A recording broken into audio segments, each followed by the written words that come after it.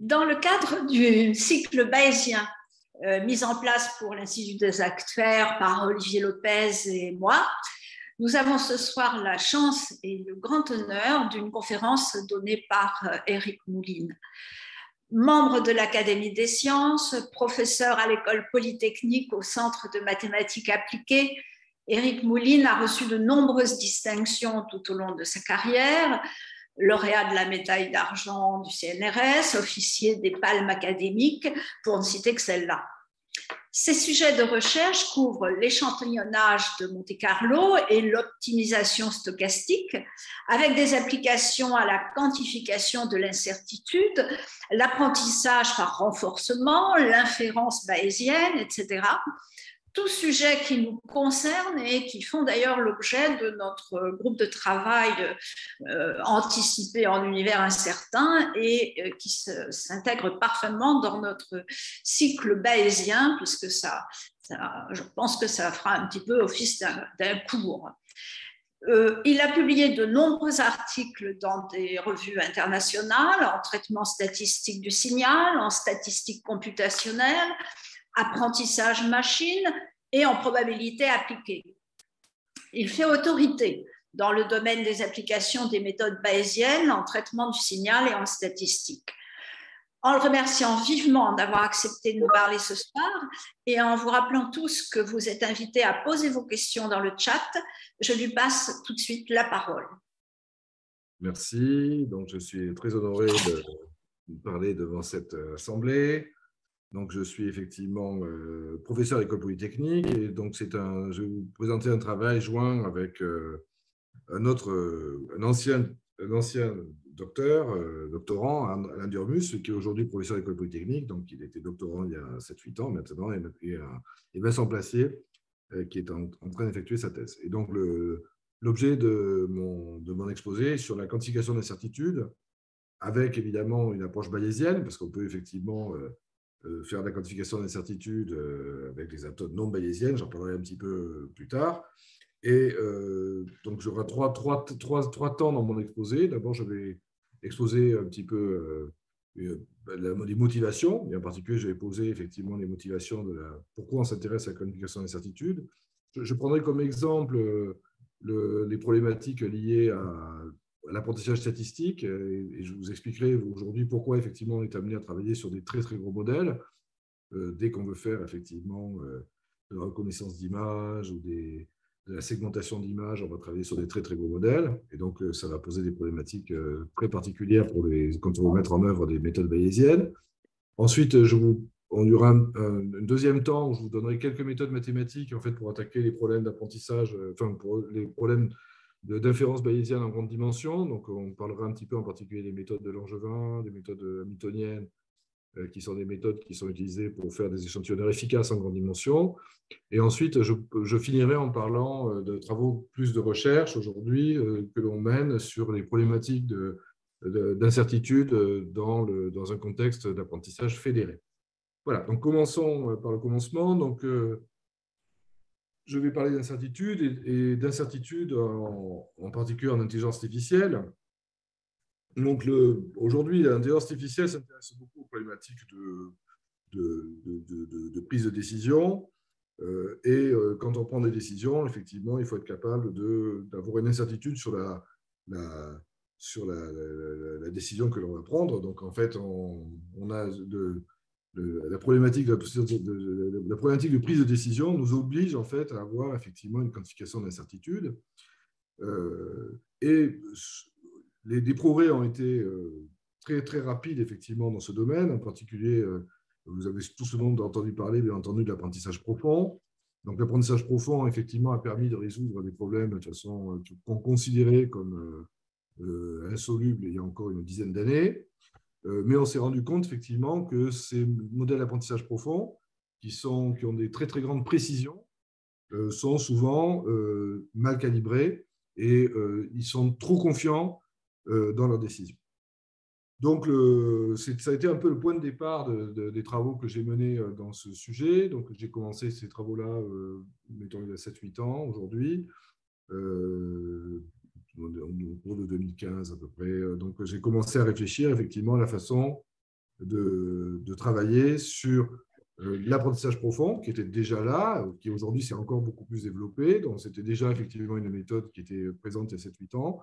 Et pour essayer de voir comment on pouvait garder donc quelque part les bénéfices de l'apprentissage profond, au sens, par exemple, d'être capable de mettre en œuvre des algorithmes de reconnaissance ou de segmentation qui permettent d'avoir effectivement des précisions très importantes, mais en mettant effectivement, en les dotant de capacité de prendre des décisions qui soient correctement calibrées. Donc, quelle est l'approche classique, disons, en apprentissage statistique? Eh bien, je ne parlerai aujourd'hui que d'apprentissage dit supervisé. Donc, de quoi on dispose? On dispose d'un ensemble d'apprentissage. Un ensemble d'apprentissage, c'est une collection effectivement d'exemples. Ces exemples, c'est typiquement constitué de deux choses. Vous avez une variable dépendante, YI, qui est typiquement, qui va être un label si on fait de la classification, qui va être une valeur numérique si on fait de la régression, de la prévision. Et ensuite, pour expliquer effectivement cette variable dépendante, on a un certain nombre de variables explicatives, qu'on appelle aussi features, des attributs ou des variables indépendantes, si on n'est plus statisticien. Donc ça, c'est la donnée. Donc, ces ensembles d'apprentissage, en général, aujourd'hui… Juste, oui. excusez-moi, on ne voit pas les slides. Je ne sais pas si vous partagez. Ah oui, si, excusez-moi, mais il fallait m'interrompre avant, excusez-moi. Voilà, ça doit être mieux. Alors, ça doit être là. Vous les voyez là? Et voilà, là c'est parfait, super. C'est bon, excusez-moi. Voilà. Donc, excusez-moi. Donc l'apprentissage, je suis désolé.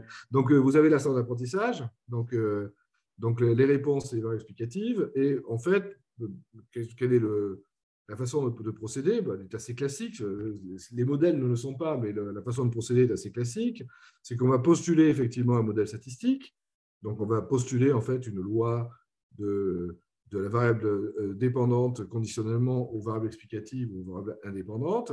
Cette loi, en fait, va dépendre de paramètres, ces paramètres appartenant en général dans un espace de très grande dimension. Donc, je vais expliquer pourquoi D, en général, dans les modèles qui m'intéressent, est très grand. Bon, dans l'approche classique, je dirais, qu'est-ce qu'on fait? On va utiliser en fait un algorithme de maximum de vraisemblance avec une pénalité. Donc là, je minimise parce que j'ai mis un moins ici. Donc, je vais calculer la vraisemblance de l'observation, enfin la log vraisemblance de l'observation sur l'ensemble d'apprentissage, et je vais éventuellement pénaliser cette vraisemblance par un terme de pénalité qui prend en compte effectivement des contraintes sur les valeurs que peuvent prendre des paramètres θ ou des paramètres de régularisation, comme quand on fait de la régression avec des approches de pénalité lasso ou Rich. Et à partir, donc, une fois que j'ai appris ces paramètres, donc je suis passé du paramètre θ à θ avec un estimé de ce paramètre, et je vais, à partir de là, être capable de définir ce que c'est qu'une distribution prédictive. Donc, distribution prédictive, c'est la distribution des labels ou des réponses, des variables dépendantes, conditionnellement aux observations, et donc, cette fois, pour la valeur θ du paramètre. Donc, quels sont les modèles qui m'intéressent? Comment on les fabrique? Les modèles qui m'intéressent sont souvent des modèles obtenus à partir de réseaux profonds. Donc, c'est quoi un réseau de neurones, que ce soit un réseau simple ou un réseau profond? En fait, c'est une fonction ou un ensemble de fonctions. Je vais partir effectivement d'une couche qui s'appelle une couche d'entrée. Cette couche d'entrée, elle va être nourrie effectivement par les variables explicatives ou les attributs. Et puis, je vais avoir effectivement une couche de sortie, d'accord, qui va être effectivement ici la valeur de K fonction. D'accord, donc, je vais avoir chaque flèche, chaque flèche correspond effectivement à une fonction particulière. Donc, un réseau de neurones, c'est simplement en fait une fonction qui va être paramétrée, et les poids de cette fonction sont ce qu'on appelle les poids synaptiques. Donc, chaque unité de traitement est ce qu'on appelle un neurone formel, et chaque neurone formel, en fait, fait une opération très simple. Il va prendre des signaux en entrée du neurone, il va les multiplier par des poids, donc qu'on appelle les poids synaptiques, parce que c'est lié aux synapses du neurone formel, si vous voulez, et il va calculer une combinaison linéaire de ces entrées, Et ensuite, il va ajouter un biais et calculer une non-linéarité, une transformée non linéaire, une sigmoïde ou ce qu'on appelle relu, une fonction relue sur ces données. Et aujourd'hui, qu'est-ce qui s'est passé dans la révolution de l'apprentissage profond? C'est que au lieu d'avoir effectivement une couche cachée, voire deux couches cachées, aujourd'hui, dans les réseaux profonds, ce sont typiquement plus des réseaux qui sont complètement connectés, c'est-à-dire qu'on n'a pas des réseaux dans lesquels toutes les neurones sont connectés entre eux de cette façon-là, entre couches.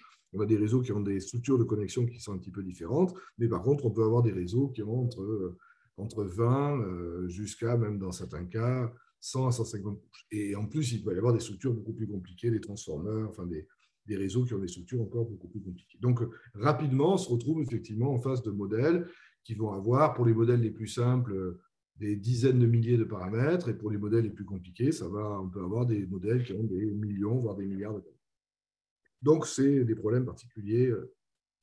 Donc, quand on a effectivement ces fonctions qui sont donc les sorties de ce réseau de neurones, eh bien, on peut calculer effectivement à ce moment-là, on peut définir une densité de probabilité, P de Y sachant X, et cette densité de probabilité, elle va être obtenue on va prendre les valeurs de ces fonctions quand on fait de la classification, puis on va appliquer effectivement une fonction qui s'appelle softmax, qui va calculer donc le maximum de ces fonctions de façon. Éventuellement, on peut rajouter un petit paramètre devant si on veut avoir un softmax qui ressemble de plus en plus. Voilà. Donc voilà le principe.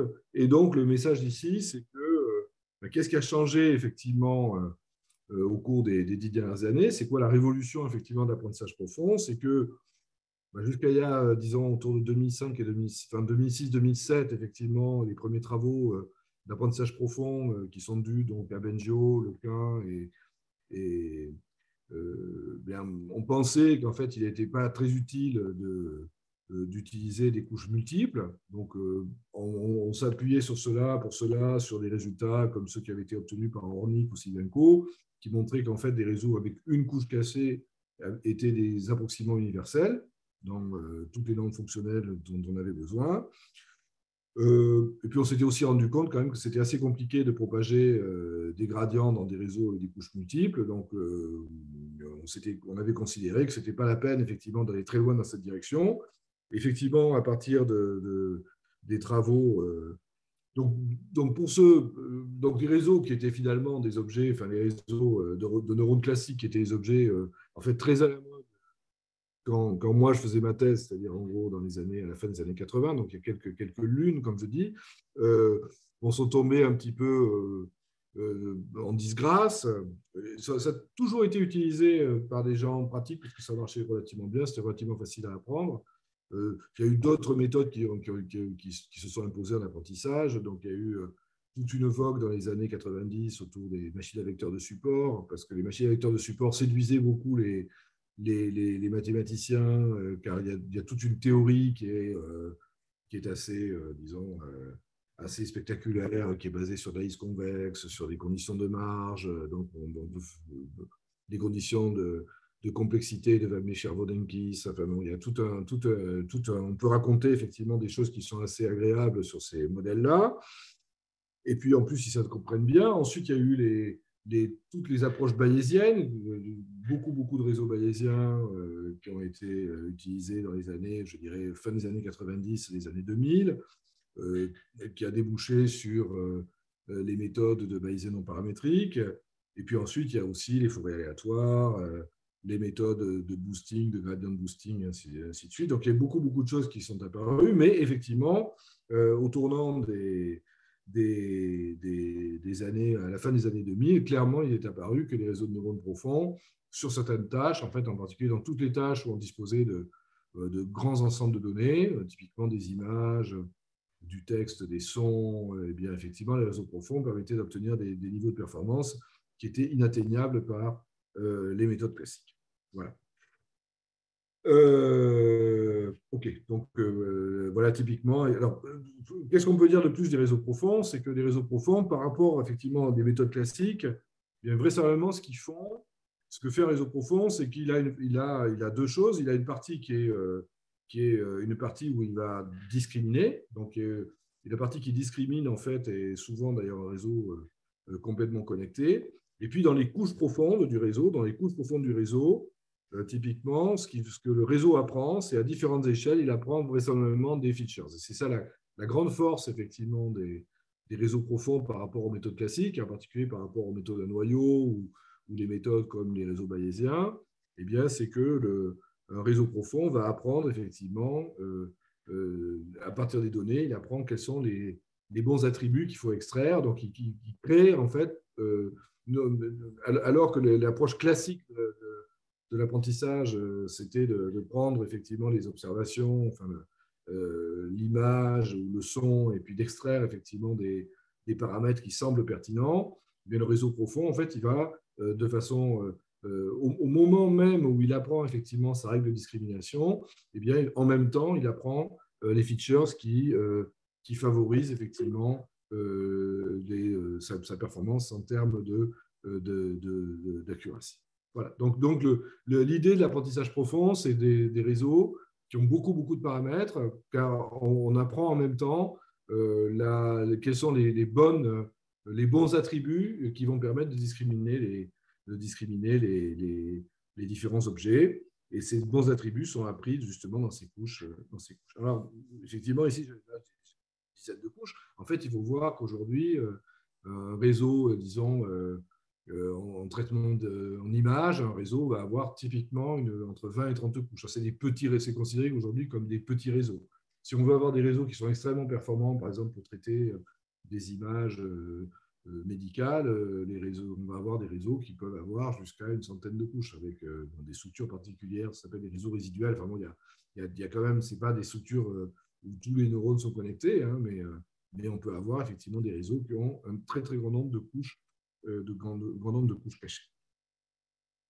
Voilà. Alors, OK, donc ça, on a cet objet particulièrement performant. On a des performances qui sont sur des tâches de reconnaissance d'objets meilleures même dans certains cas que les humains. C'est le cas effectivement pour les tâches en ImageNet.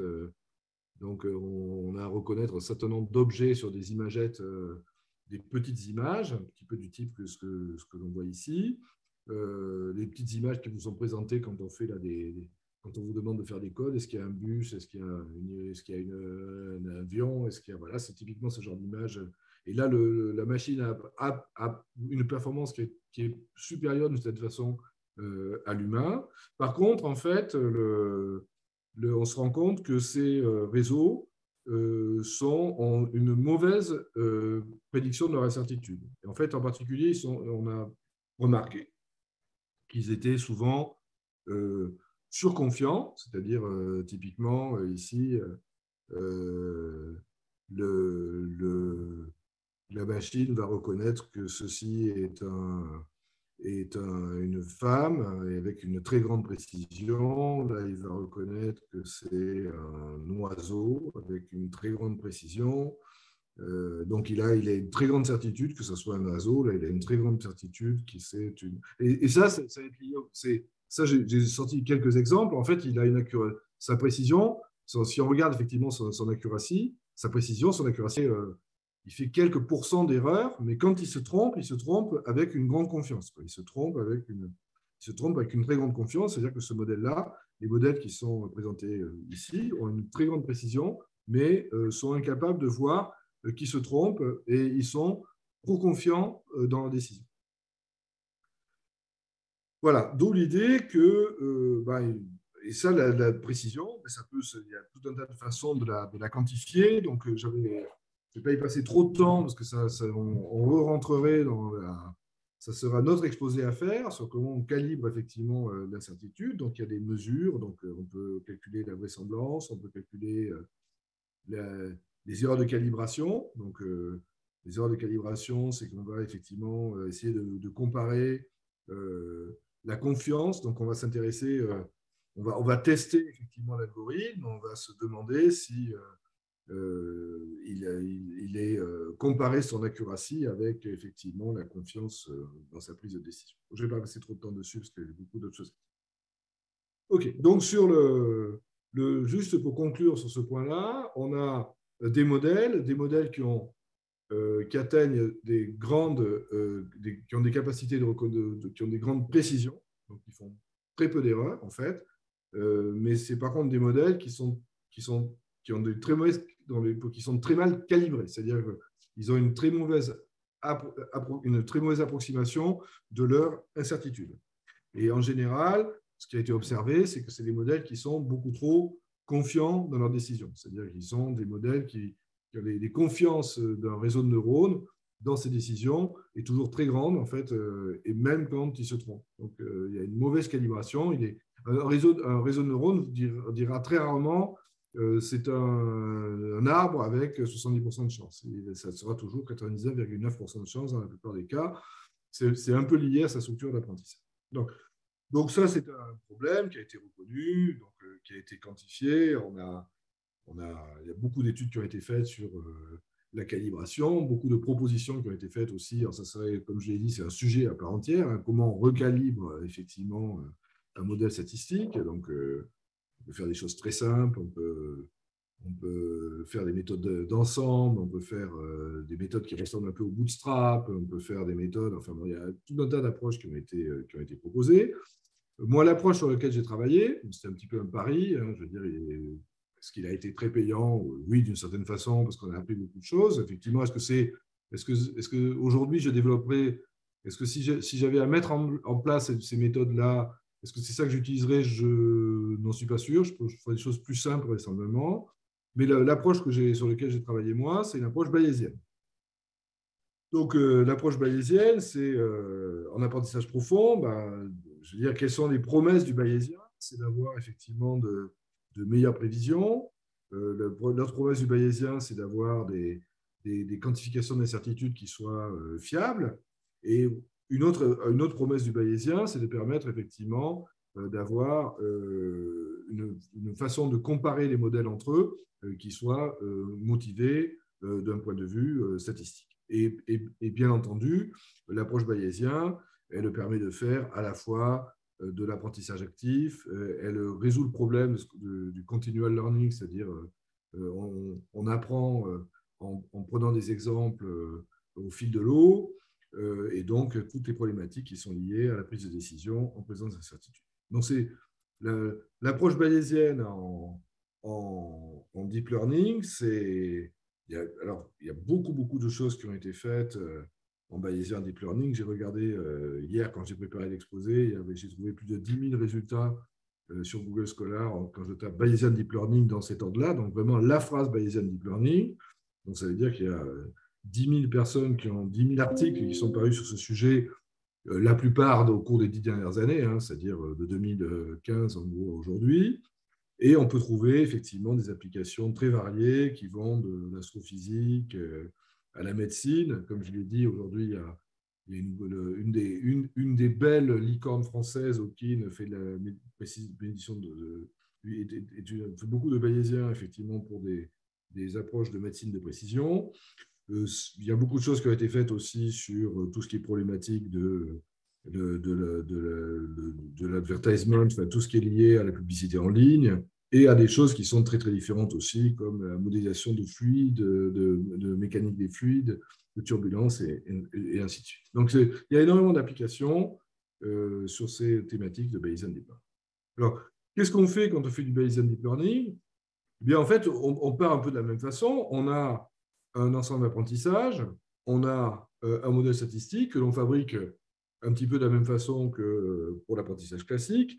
Par contre, qu'est-ce qu'on rajoute là-dessus? On rajoute là-dessus, en fait, une loi a priori, donc j'ai noté Pθ, qui est une loi a priori sur les paramètres. D'accord? Cette loi a priori sur les paramètres, dans la vulgate bayésienne, c'est l'information dont je dispose a priori avant d'avoir vu la première observation. Bon, alors justement, dans les approches de réseau profond, ce n'est pas si simple que ça, parce que qu'est-ce qu'on va mettre comme. Et surtout, vu la dimension dans laquelle on est, effectivement, le choix des priors, c'est un peu comme en bayésien en paramétrique, le choix des priors est quand même très, très, très crucial. Ce n'est pas un modèle avec 3 paramètres, et puis on a 10 000 données, donc là, le choix du prior, il n'est pas crucial, mais là, dans ces modèles-là, effectivement, il est crucial, parce qu'on a peut-être des centaines de milliers de paramètres, mais on a des centaines de milliers d'observations, voire plus, mais on a des millions de paramètres. Donc, le rapport entre nombre de paramètres et le nombre d'observations, en fait, n'est pas forcément très équilibré. On a des fois plus de paramètres, effectivement, dans les approches d'apprentissage profond que l'on a vraiment d'observations. OK. Bon, donc, le choix des priors, on ne va pas trop le discuter aujourd'hui, mais en fait, c'est quelque chose d'important. Enfin, c'est très, très crucial, effectivement, dans ces domaines-là. Et puis, qu'est-ce qu'on fait quand on a ces priors? Eh bien, on va être capable, on va calculer ce qu'on appelle la loi a posteriori. Donc, à ce moment-là, étant donné l'ensemble d'apprentissage et ce paramètre, donc on a la vraisemblance d'observation, puis on va appliquer la règle de Bayes, et quand on va appliquer la règle de Bayes, on va effectivement être capable de calculer, dans l'absolu, on sait calculer cette probabilité a posteriori, donc la loi a posteriori du paramètre conditionnellement aux observations, donc qui est égal au produit de la vraisemblance des observations multipliée par la loi a priori. Et on renormalise ça par P de D, dans lequel on a marginalisé la loi jointe, effectivement, de l'ensemble d'apprentissage et du paramètre. Évidemment, typiquement, cette loi P de D, elle est très difficile à calculer parce que je suis obligé d'intégrer, effectivement, formellement, je suis obligé d'intégrer sur l'espace de tous les paramètres. Et donc, effectivement, ça, c'est en général pas très possible parce que il faudrait que je sois capable de calculer une intégrale en très, très grande dimension. Mais on verra, effectivement, qu'on n'en a pas nécessairement besoin. Et donc, quand on a ça, eh bien, on est capable de calculer une distribution prédictive, c'est-à-dire que je suis capable de calculer la distribution de la variable dépendante, étant donné la variable indépendante, donc le label conditionnellement aux attributs, et conditionnellement, donc, à mon ensemble d'apprentissage. Et comment j'obtiens cette distribution prédictive? Cette distribution prédictive, elle s'obtient en calculant eh bien, P de Y sachant X est état, donc la distribution de la variable dépendante conditionnellement aux attributs ou une valeur θ du paramètre que j'intègre par rapport à la distribution prédictive. Alors, ce calcul-là, évidemment, il est extrêmement formel. Pourquoi il est extrêmement formel? Parce que eh bien, cette intégrale-là, c'est une intégrale qui est calculée sur l'espace des paramètres. Comme je l'ai dit tout à l'heure, l'espace des paramètres est immense. Donc, il faudrait que je sois dans l'absolu capable de calculer une intégrale sur un espace immense. Bon, donc, du coup, je ne vais pas faire ça. Je vais faire en fait une approche de type Monte-Carlo. Donc, du coup, ce que je vais faire, c'est ce qu'on appelle Bayesian Model Average, donc BMA, ça c'est Bayesian Model Average. C'est-à-dire, ce que je vais faire, c'est que je vais en fait remplacer cette intégrale-là. Je vais remplacer cette intégrale-là par une somme, effectivement. Donc, ce que je vais avoir à faire, c'est que je vais chercher à simuler des valeurs des paramètres suivant cette distribution, et je vais ensuite agréger effectivement les prédictions. Donc, pour chaque valeur, donc je vais simuler les valeurs possibles des paramètres suivant cette distribution, ça je vais savoir faire. Et puis je vais, à ce moment-là, pour chacun de ces valeurs de paramètres simulées suivant cette distribution-là, je vais fabriquer mon prédicteur pour cette valeur particulière du paramètre, et je vais ensuite agréger les prédictions que je vais faire. Donc, il y a beaucoup de choses, en fait, toutes les méthodes, en fait, en gros, d'apprentissage, disons d'apprentissage d'incertitude, ou toutes les méthodes auxquelles les gens pensent, sont basées sur cette histoire sur l'idée de fabriquer les ensembles. Donc, si on regarde bien, dans les méthodes de quantification d'incertitude, il y a la méthode qui a été proposée, enfin, qui est très, très poussée par, en particulier, les chercheurs de chez Google, c'est ce qu'on appelle les deep ensembles.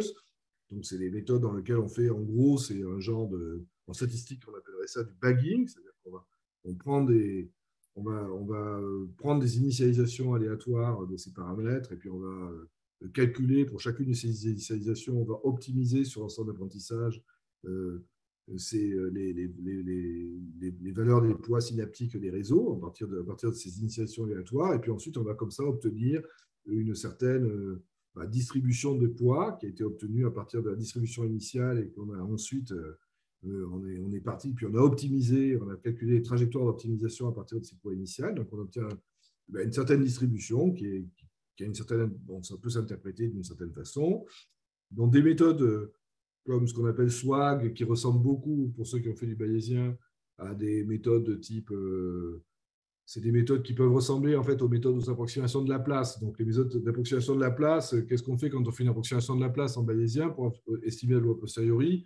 c'est qu'on cherche d'une certaine façon à estimer les modes de cette loi a posteriori, non pas le mode, parce que la loi a posteriori va avoir plusieurs modes, donc estimer les modes, si possible tous les modes de la loi a posteriori, et ensuite on va représenter en gros la loi a posteriori par un mélange de lois, typiquement de lois gaussiennes, et on va apprendre autour du mode plus ou moins sa géométrie, donc on va apprendre une covariance autour du mode, c'est ça qu'on appelle Laplace, et on va donc simuler la loi a posteriori à partir de cet ensemble. C'est un peu ce que fait les méthodes qu'on appelle SWAG ou les méthodes qui sont aussi, il y a vraiment des approximations de Laplace. Si on dit qu'il faut faire très attention, on a une très très grande dimension. Donc, par exemple, c'est très difficile de calculer autre chose qu'un gradient. Donc, tout va se faire effectivement avec des gradients. On ne peut pas du tout calculer une dérivée seconde, donc on ne peut pas calculer des courbures. Donc, il va falloir se débrouiller avec des gradients et des approximations de rangs faibles, typiquement de la courbure. Et puis, il y a d'autres techniques sur lesquelles qui sont très utilisées, mais qui s'appellent Monte Carlo Dropout, donc qui sont plutôt des techniques variationnelles, qui sont des techniques encore différentes dont je ne parlerai pas du tout. Voilà. Donc, Bayesian Model Average, qu'est-ce qu'il faut faire pour faire du Bayesian Model Average? Il faut être capable, effectivement, de calculer, de simuler les points, de simuler des valeurs des paramètres suivant cette distribution. Alors, la façon dont enfin, en gros, la méthode de base, je dirais, qui a été utilisée en apprentissage statistique, en particulier pour fabriquer des réseaux bayésiens profonds, c'est une méthode qui est due en fait à deux chercheurs qui s'appellent Max Welling donc, qui est professeur en fait à l'université d'Amsterdam, qui est un chercheur qui est extrêmement actif dans le domaine de l'apprentissage probabiliste. Hein, donc, c'est un des grands acteurs européens de probabilistic machine learning. Et EYT, qui est professeur à Oxford et qui est aussi chercheur à Deep. Et en fait, l'idée qu'ils ont eue est une idée assez brillante. Ils ont dit, en fait, ce qu'on va faire, c'est que il y a quelque chose qu'on sait, c'est que si on est capable de simuler en fait une diffusion, donc cette diffusion qui s'appelle la diffusion de Langevin, donc qui s'écrit dθt, donc c'est moins le gradient du log de la probabilité θt sachant d, donc la loi, la vraisemblance de ce paramètre conditionnement au train set, plus, donc là, j'aurais dû mettre P de D sachant θ que j'aurais dû mettre, enfin bon, ça ne change rien, hein, j'aurais dû petite erreur parce que ça se fait de la même façon. Donc, il faut être capable de calculer la probabilité, c'est plutôt ici P de D sachant θt, c'est la loi posteriori qui m'intéresse. Si je suis capable de simuler cette diffusion, eh bien, je sais, c'est un résultat qui est connu depuis Langevin, donc c'est dans les années 30, hein, c'est un des résultats basiques, effectivement, des problématiques de dynamique moléculaire. Eh bien, je sais que cette diffusion avait des conditions tout à fait élémentaires avec des conditions vraiment élémentaires sur ce potentiel-là, donc sur log de P de D sachant θ. Eh bien, cette diffusion, elle a comme loi invariante la loi a posteriori du paramètre conditionnement train set. Non, c'est moi qui dis une bêtise, c'est P de θ sachant D. C'est la loi du paramètre conditionnement à l'ensemble d'apprentissage. OK. Donc voilà, donc j'ai effectivement, si je suis capable de simuler cette diffusion, eh bien je sais que si je fais tourner cette diffusion suffisamment longtemps, pendant un temps t relativement grand, eh bien je sais que les échantillons que je vais obtenir vont être distribués à peu près suivant la loi invariante, et cette loi invariante est précisément la loi a posteriori des paramètres conditionnellement à l'ensemble d'apprentissage. Alors, il y a un certain nombre de choses agréables à remarquer tout de suite. Je sais par rapport à la règle de Bayes, je sais que Pθ sachant l'ensemble d'apprentissage, bien c'est la vraisemblance P de D sachant θ, d'accord, multiplié par la loi a priori Pθt, d'accord, que je divise par la marginale de D, donc ça c'est simplement la règle de Bayes. Donc quand j'écris ce que c'est que le logarithme de P de θ sachant D, le logarithme de Pθ sachant D, c'est log de P de D sachant θ, d'accord, plus log de Pθ, et puis je vais avoir moins log ici de la proba de l'ensemble d'apprentissage. Quand je vais calculer le gradient, par rapport à θ, donc je vais avoir log de Pθ sachant D, ça va être le gradient de log de P de D sachant θ, d'accord, plus le gradient de log de Pθ, ça c'est bien. Et puis, je n'ai pas autre chose. Donc, cette partie-là, qui est la constante de normalisation de cette loi, disparaît. Donc, ça, c'est très agréable parce que la constante de normalisation, j'aurais été obligé autrement d'intégrer la loi, la vraisemblance d'observation par rapport à Pθ. Donc, ce qui était impossible. Donc, je n'ai pas besoin de connaître la constante de normalisation. Donc, ça veut dire que la méthode de Langevin, elle a le même avantage que les méthodes MCMC, enfin, Markov-Chain et Monte Carlo classique, ce qui permet de simuler une loi sans connaître sa constante de normalisation, ce qui est particulièrement agréable en l'état.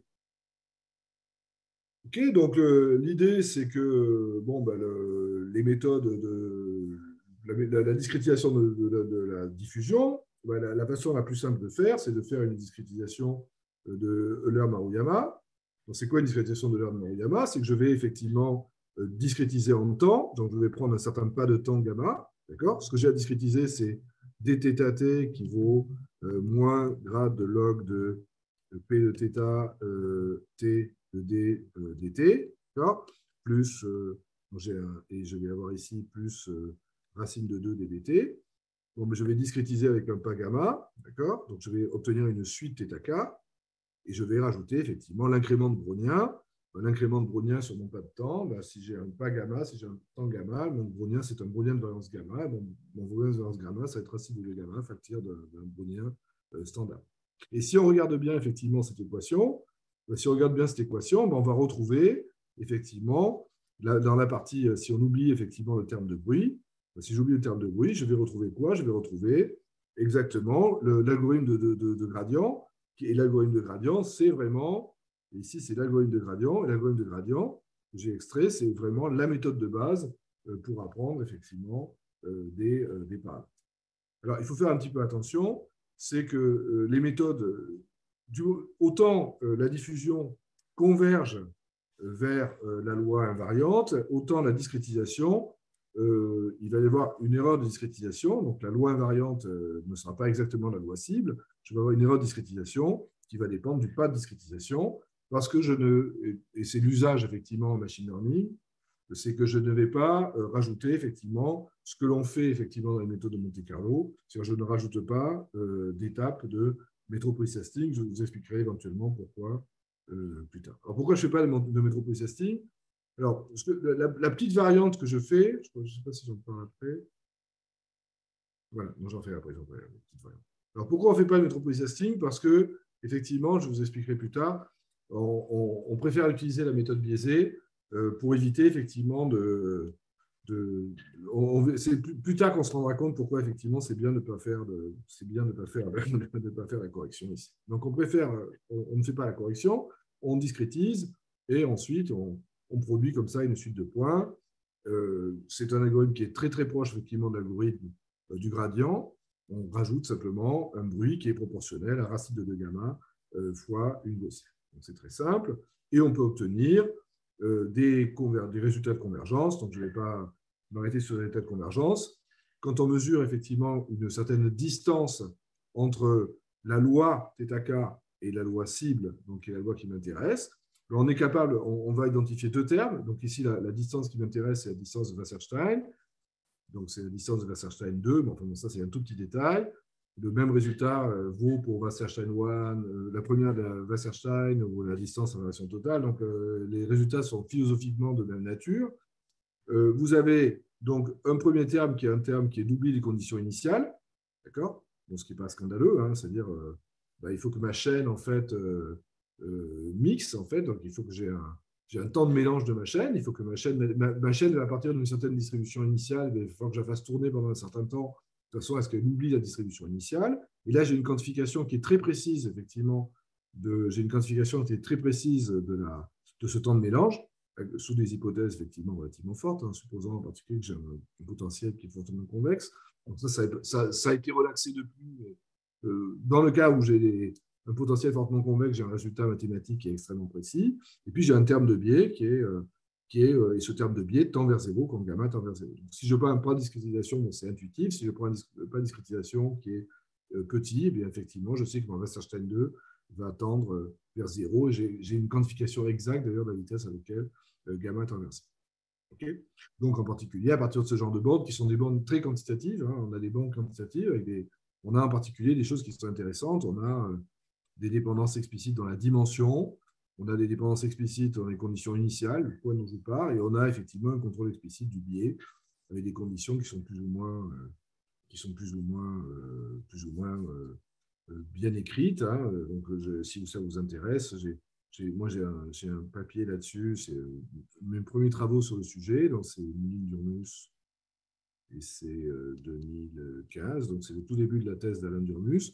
Il y a un résultat qui est plutôt mieux, enfin, il est mieux, pas philosophiquement mieux, mais mieux écrit. C'est Arnaud Dalalian et un de ses étudiants qui s'appelle Karl Goulian, qui a fait un papier autour de 2018-2019, je ne me rappelle plus exactement, qui a repris nos bornes et qui les a nettoyées, qui a fait quelque chose qui est beaucoup plus propre que ce qu'on avait fait nous, parce qu'effectivement, ils avaient décanté un petit peu ce genre de... OK. Donc ça, c'est ce qu'on peut faire avec du Langevin. Donc on a disons une méthode effectivement qui va nous permettre de faire l'approche du Bayesian averaging. Alors, il y a quand même quelques problèmes. Il y a un problème computationnel qui est compliqué parce que quand on regarde ce que c'est que la loi posteriori, je vous rappelle ce que c'est que le gradient de log de P de θ sachant D. On a dit c'est gradient de log de la vraisemblance d'observation, P de D sachant θ. Donc, le train set sachant θ plus gradient de log P θ. Donc, ça, c'est éventuellement en grande dimension, mais calculer le gradient d'un log, on sait faire.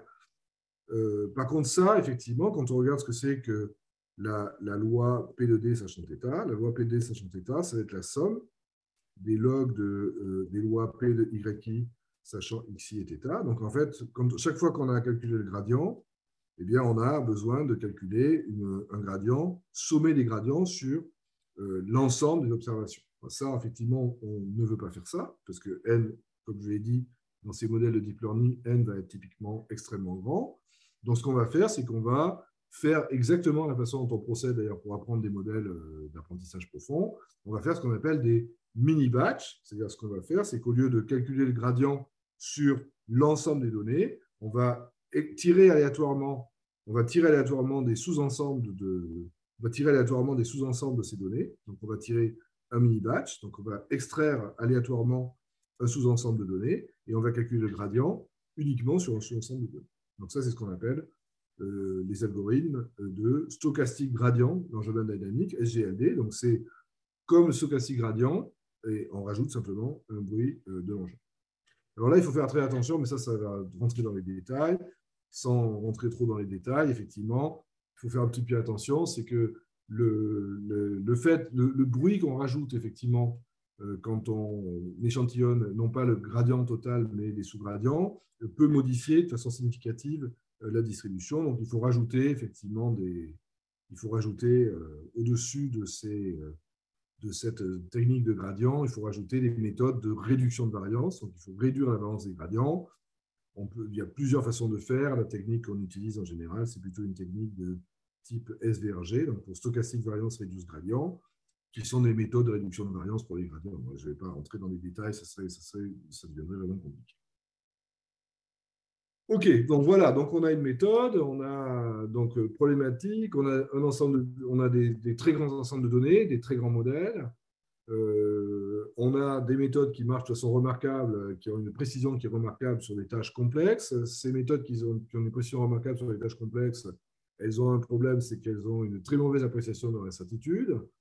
Il y a beaucoup de façons de fabriquer de l'incertitude, de faire des estimations d'incertitude. La plupart du temps, on utilise de ce qu'on appelle des ensembles, c'est-à-dire qu'au lieu de prendre une valeur des paramètres, on va prendre un ensemble de paramètres. Les méthodes vont souvent se distinguer. Les méthodes de quantification d'incertitude se distinguent souvent dans la façon dont on fabrique cet ensemble de paramètres.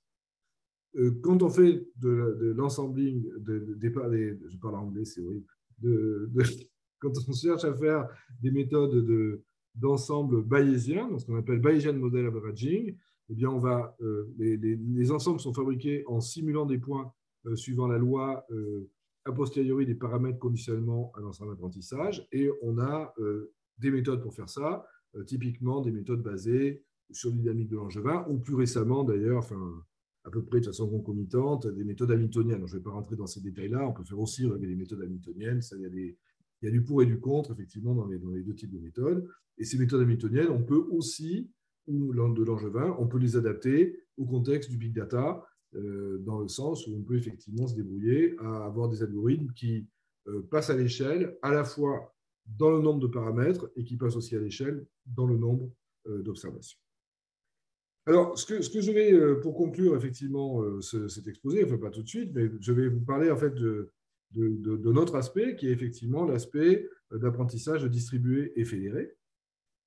C'est, comme je l'ai dit précédemment, effectivement, aujourd'hui, on s'intéresse de plus en plus à des grands ensembles de données, mais on s'intéresse aussi les utilisateurs, enfin les agents qui vont accepter de participer à l'apprentissage de ces grands modèles, donc ils vont mettre à disposition des données, souvent ne souhaitent pas partager leurs données. Donc, ces agents sont prêts à participer à de l'apprentissage. Donc, ils veulent bien apprendre de façon fédérée, entre guillemets, des modèles, mais ils ne veulent pas mettre à disposition leurs données. Donc, l'exemple sur lequel le plus typique, donc, qui est l'exemple qui est la base de ce que fait, par exemple, la société Hawking.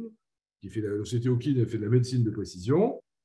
Et dans la médecine de précision, effectivement, ils vont être amenés à travailler avec des données de patients. Donc, ils vont être des données qui vont être obtenues auprès d'hôpitaux ou d'instituts comme l'Institut Curie.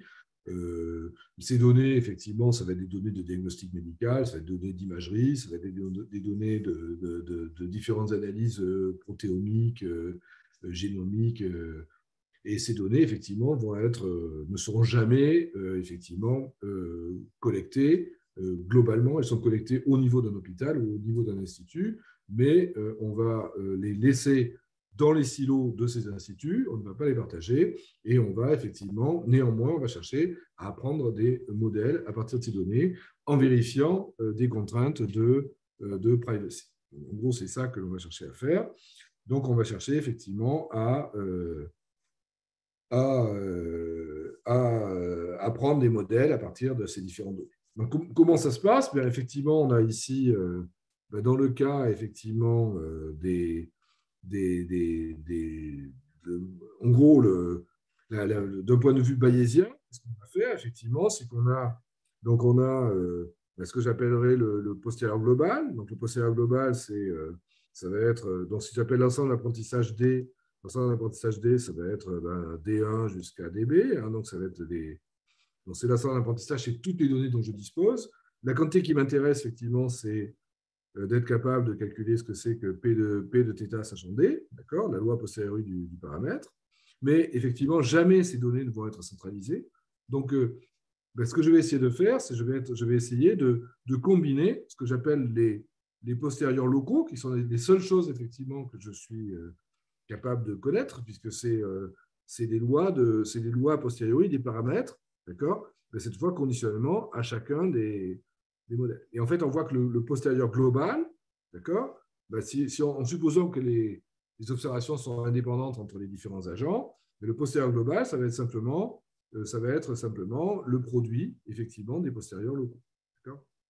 Donc, la question, c'est comment, effectivement, je vais être capable d'échantillonner suivant la loi globale Pθ sachant D, sachant qu'effectivement, cette loi globale, c'est le produit, effectivement, de postérieurs locaux.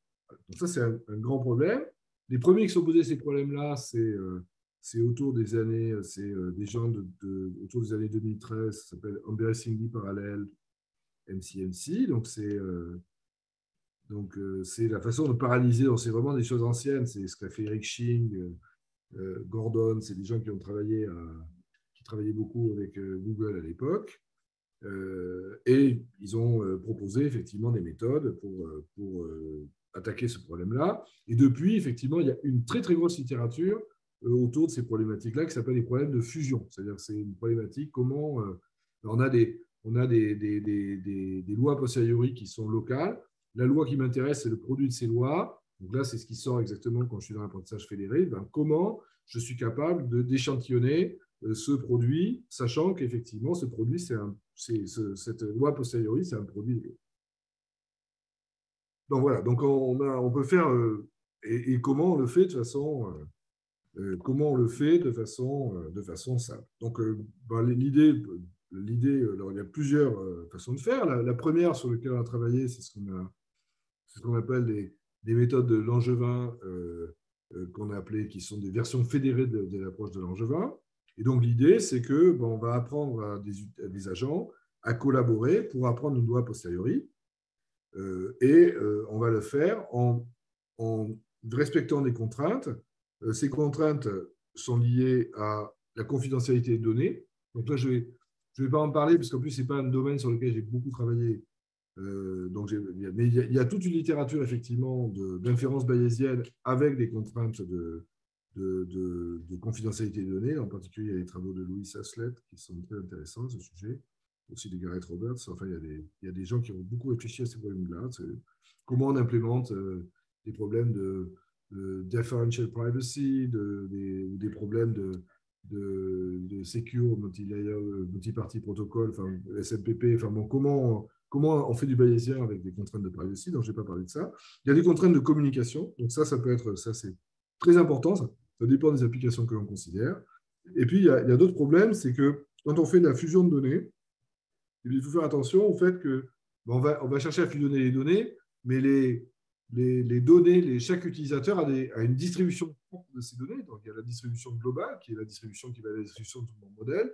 La distribution de mon modèle, elle va être obtenue donc, en agrégeant des données, mais la distribution des données de chaque utilisateur est différente.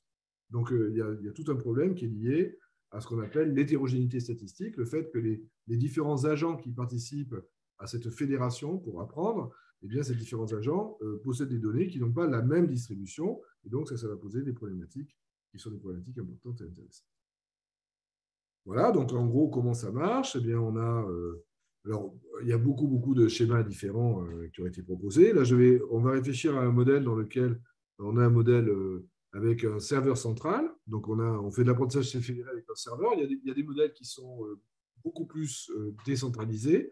Là, on suppose qu'on va faire l'apprentissage avec une fédération d'utilisateurs, donc une fédération qui va être dans une question. Donc, voyez.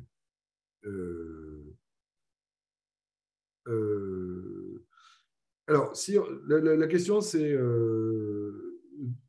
alors, la différence entre distribué et fédéré, distribué, ça veut dire que la différence que je fais entre distribué et fédéré, c'est quand on distribue en général, on a une autorité qui est capable d'allouer. Donc, en distribution, on alloue les données à des workers. C'est-à-dire qu'on a un ensemble d'apprentissage qui est global. On a envie, effectivement, de faire d'apprentissage sur de nombreuses machines. Donc, là, c'est plutôt, il n'y a pas une notion de... Et donc, ce qu'on va faire, c'est qu'on va prendre cet ensemble d'apprentissage, puis on va le répartir sur différentes machines. Et justement, on va se débrouiller pour que les machines aient des distributions relativement équilibrées. Donc, on va se débrouiller pour faire effectivement des choses de façon propre. Quand on est fédéré, effectivement, on peut avoir il y a plein de facteurs qui vont contribuer au fait que les distributions vont être très différentes. Par exemple, on peut avoir des machines qui ont il y a certaines machines qui vont avoir beaucoup de données, d'autres machines en ont beaucoup moins. Certaines machines ont beaucoup de labels d'un certain type, d'autres machines en ont beaucoup moins. Donc, il y a une distribution des labels qui va être différente. Donc, c'est un peu la différence entre fédéré et apprentissage. Voilà. Donc, ici, j'ai un serveur central, d'accord? Puis, j'ai des utilisateurs qui sont locaux. Donc, comment ça fonctionne, tout ça? Bien, qu'est-ce qu'on va faire? C'est qu'on va avoir... donc, ça répond à la question précédente. Donc, on a la différence avec l'apprentissage distribué. On est non idée, on est non balancé, dans le sens où, effectivement, comme j'ai dit, certains utilisateurs vont avoir beaucoup de données, d'autres beaucoup moins. On a dans des données qui peuvent être distribuées à très grande échelle. Alors, pas toujours, hein, parce qu'il y a des cantons de travail, en particulier sur les données médicales, il peut y avoir 2, 3 personnes qui participent à l'apprentissage, mais dans certains cas, effectivement, on va avoir beaucoup d'agents. Et puis, il peut y avoir, effectivement, ce qu'on appelle il y a une contrainte de communication. Il y a une contrainte aussi du fait que les utilisateurs peuvent éventuellement ne pas pouvoir participer à une itération donnée. Donc, c'est ce qu'on appelle les problèmes de participation partielle. Donc, dans l'approche, disons, une approche très simple, qu'est-ce qu'on fait? Bien, c'est que le serveur central, en fait, distribue effectivement les paramètres aux différents utilisateurs. Donc, on a B utilisateurs et le paramètre de distributeur, il distribue à un instant donné le serveur central distribue ses paramètres. Chaque agent local, à ce moment-là, va faire des mises à jour sur ces données en ayant pris effectivement la valeur qui a été diffusée par le serveur. Donc, il fait des itérations locales sur ces datas. Et à la fin de ces itérations locales, qu'est-ce qu'il va faire? C'est qu'il va effectivement, à la fin de ces itérations locales, il va mettre à jour effectivement le paramètre du serveur. Le serveur, ce qu'il va faire, c'est qu'il va, à un instant donné, il distribue une valeur du paramètre, d'accord? Les utilisateurs travaillent sur leurs données à partir de cette valeur du paramètre. Ils font un certain nombre d'opérations, d'accord? Et ensuite, ils remontent une information qui est le paramètre ou autre chose. Ça peut être un gradient, ça peut être quelque chose d'autre. Donc, ils remontent vers le serveur une information. Ce que fait le serveur à ce moment-là, c'est que lui, il remet à jour la valeur du paramètre, la valeur de référence du paramètre, et on itère comme ça. Donc, quand on regarde effectivement les approches, disons, classiques, il y a les non bayésiennes, il y a deux grands types de méthodes qui ont été proposées. Alors, une littérature, mais qui est extraordinairement importante. C'est difficile à suivre, effectivement. La vitesse à laquelle tout ça va est assez incroyable. Mais les deux techniques vraiment basiques sont la première technique est ce qu'on appelle federated averaging. Donc, federated averaging, qu'est-ce que l'on fait? En fait, on échange les paramètres. Alors, on échange les paramètres. Donc, le serveur central envoie le paramètre. Les agents prennent ce paramètre. Ils mettent à jour ce paramètre localement en itérant sur leurs données. Et au bout d'un certain nombre d'itérations, ils remontent effectivement les valeurs de paramètres. Et c'est les paramètres qui sont réagrégés. Donc, ça, c'est ce qu'on appelle federated averaging. D'une certaine façon, je dirais que c'est l'algorithme le plus couramment utilisé dans l'approche classique, hein, parce qu'il a été développé c'est l'algorithme avec des variantes, hein, des scaffolds, enfin, bon, il y a tout un tas de variantes, en particulier dans lesquelles on met de la réduction de variance, des choses de ce type-là. C'est l'algorithme qui est le plus développé. Il y a un autre algorithme qui est utilisé, qui est plus qui est plus naturel d'une certaine façon, mais qui est en général, qui s'adapte moins en fait, à un contexte asynchrone, donc je ne vais pas rentrer trop dans les détails, mais qui s'appelle Quantized SGD, qui est dû à Dan Alistar, et qui est dans lequel, effectivement, ce que fait l'algorithme, c'est il fait un pas de gradient, c'est-à-dire que le serveur central donne un paramètre et chaque agent calcule le gradient à cette valeur du paramètre et remonte en fait une valeur du gradient comprimée. Donc ici, en federated averaging, chaque agent fait de nombreuses itérations. Dans le cas où vous faites quantized SGD, chaque agent calcule simplement un gradient et remonte une valeur du gradient qui est comprimée, parce que le modèle est de très très grande dimension.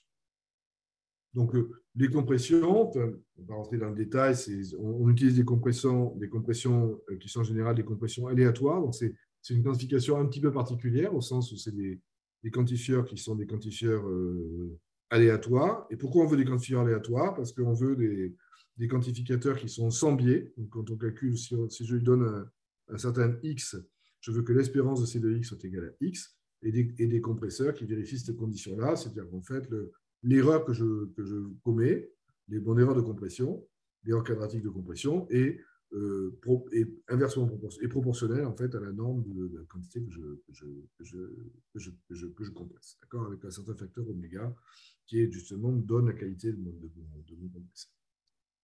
Donc, il y a plein de façons de faire pour faire des algos de ce type-là. On peut faire de la quantification scalaire, par exemple. Si on fait de la quantification scalaire, ce qu'il faut faire, c'est que, eh bien, on va avoir, quand on fait l'algorithme qui consiste à faire disons la quantification, bien, au lieu de quantifier au plus proche voisin, ce qu'on va faire, c'est qu'on va quantifier de façon scalaire sur les bornes de l'intervalle de quantification avec des probabilités, ce qui permet effectivement d'avoir un échantillon de semblable. Voilà, ça, c'est typique pour faire la quantification scalaire. Voilà. Et donc, l'algorithme va ressembler à ça. Donc, qu'est-ce qu'on fait? À chaque itération, bien, on envoie le paramètre, donc θk. Les agents, effectivement, calculent un estimateur des gradients, compressent cet estimateur des gradients, on remonte l'estimateur des gradients au niveau du serveur central et on itère de nouveau du paramètre. Donc, alors, il faut faire très attention, c'est que cet algorithme naïf, en fait, est très mauvais. Pourquoi c'est très mauvais? Ça se comprend assez facilement. C'est qu'en fait, chaque gradient, en fait, c'est lié à un problème de compression. En fait, le paramètre, en fait, vous voyez, quand je suis au voisinage quand je suis au voisinage de la convergence, donc au voisinage de la convergence, je dois avoir la somme des gradients de UI de θk. Si je n'avais pas de compresseur, ça doit être à peu près égal à 0. Quand je suis au voisinage de la convergence, c'est-à-dire que je ne dois plus bouger globalement. Par contre, j'ai ça, mais par contre, chaque delta UI θk va être, lui, différent de 0, puisque ça, c'est lié à l'hétérogénéité. Chaque utilisateur, il n'est pas d'accord, son paramètre local, entre guillemets, diffère effectivement du paramètre de population.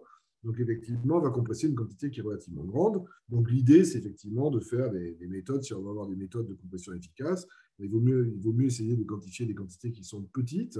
Et donc, pour le faire, effectivement, il faut être capable de rajouter ce qu'on appelle un terme de mémoire. Ce terme de mémoire, il va nous permettre effectivement de contrer effectivement l'hétérogénéité.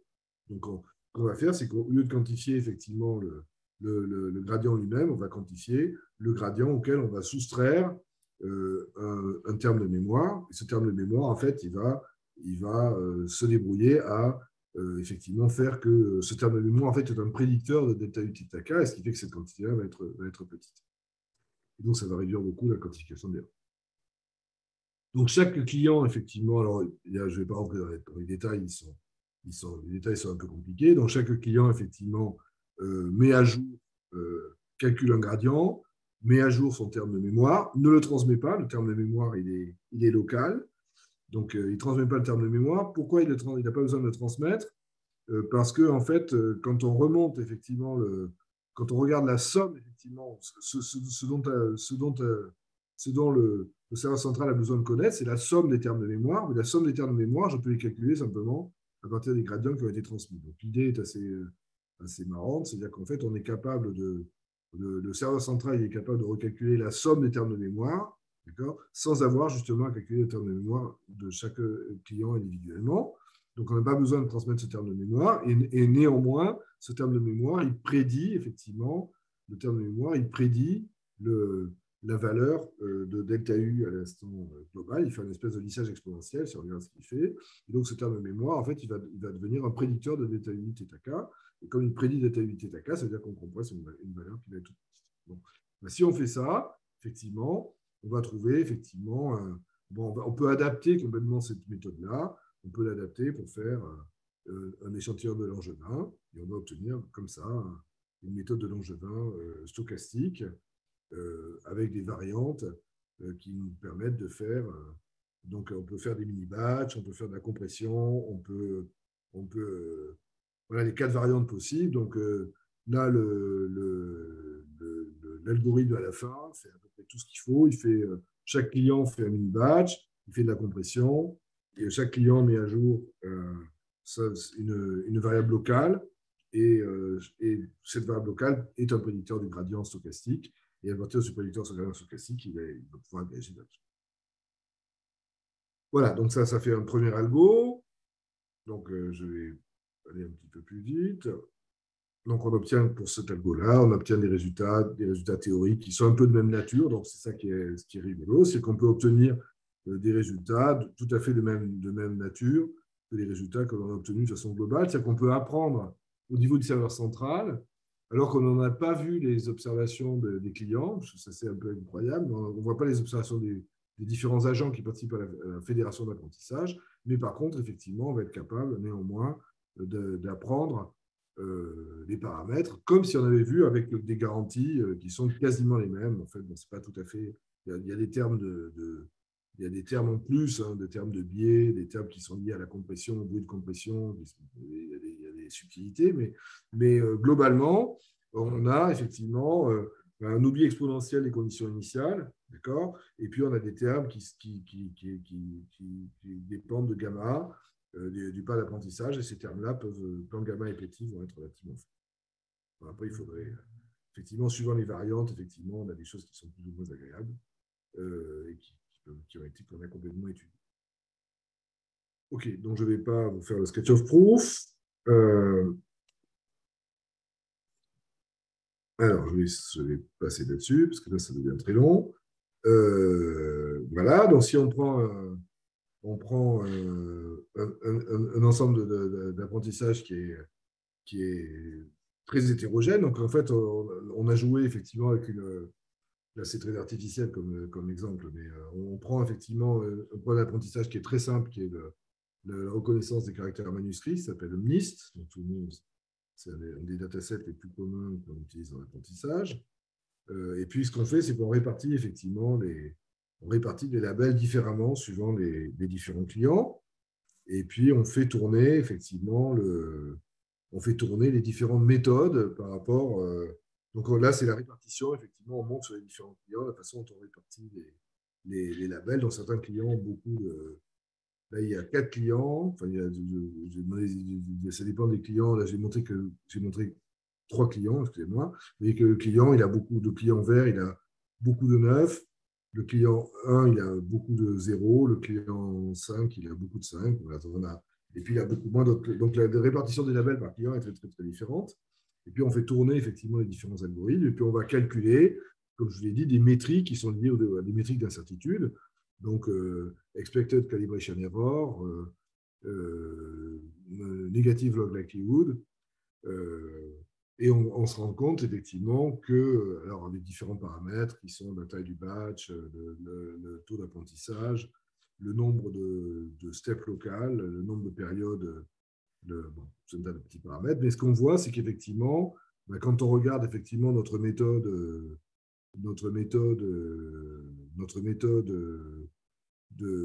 qui est la méthode la plus optimisée, voilà, 0,692, parce que là, c'est la participation partielle. Donc là, la participation partielle, ça complique beaucoup. Mais si tous les clients participent à toutes les itérations de l'algorithme, on a quelque chose qui est dans l'erreur de calibration. Effectivement, on a une précision qui est compatible avec la précision de l'algorithme initial. Donc, sur cette tâche de reconnaissance, pour vous donner un exemple, cette tâche de reconnaissance, il y a 60 000 l'ensemble de notre apprentissage, c'est 70 000 à peu près exemples. On a 10 labels à reconnaître et on a un réseau qui doit faire, c'est un réseau à 5 couches, c'est le net 5, donc c'est un petit réseau par rapport au réseau actuel. C'est le net 5, c'est un réseau à 5 couches cachées. Et on voit qu'avec 5 couches cachées, on fait 99% de reconnaissance correcte. Ici, le QLSD++, il fait 98%, il a à peu près la même précision. Bon, je suis dans les quartiers en plus. Hein. Et on regarde l'erreur de calibration. L'erreur de calibration, elle est quand même très bonne par rapport à toutes les méthodes en fait, qui ont été proposées jusqu'à ce jour. Voilà. Donc, on peut regarder effectivement la crédibilité, l'accuracy. Donc là, effectivement, c'est un succès sur ce domaine-là. Et en fait, sur ces méthodes-là, effectivement, on a aussi une capacité de détection des échantillons qui sont hors prédiction. Donc là, c'est le cas, c'est ce que j'appelle qu'est-ce qui se passe? Hop, ça marche plus.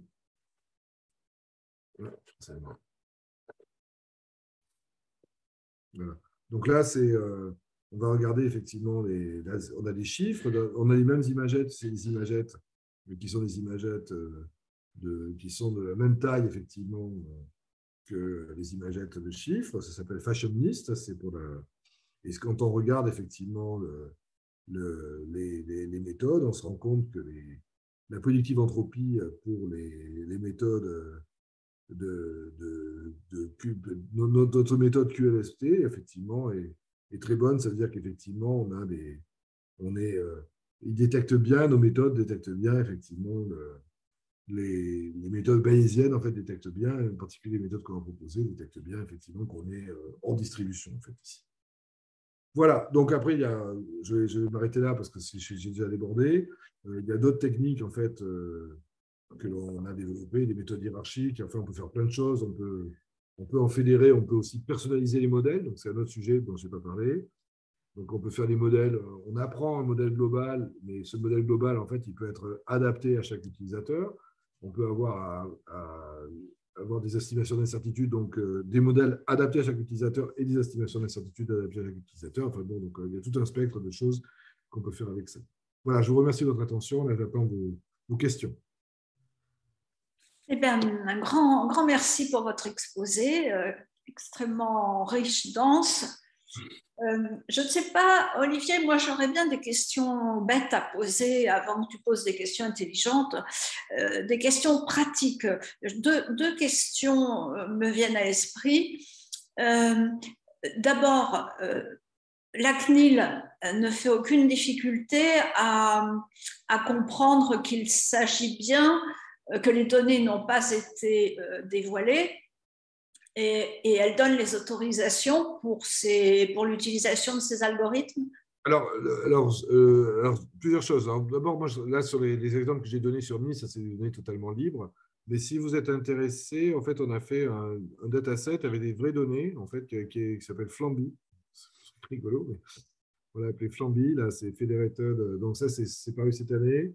Et là, il y a des vraies données. En fait, il y a des vraies données qui sont anonymisées. En fait, c'est des données médicales, en fait. Là. Donc, c'est vraiment un ensemble de données médicales.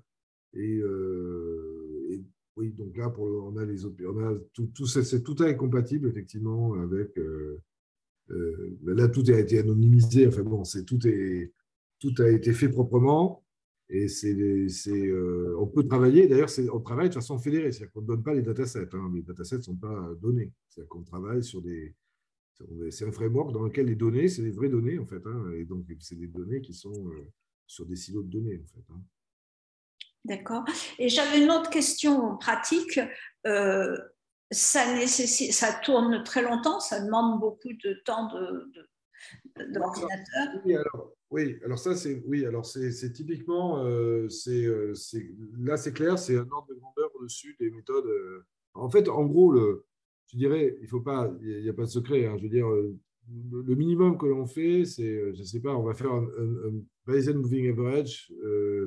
On va faire, on va avoir, au lieu d'avoir un prédicteur, on va en avoir 100. Ou 1000. Donc, typiquement, ça va coûter 100 fois à peu près ce que coûte de fabriquer un prédicteur. Quoi. Donc, c'est cher. Ces méthodes sont relativement chères.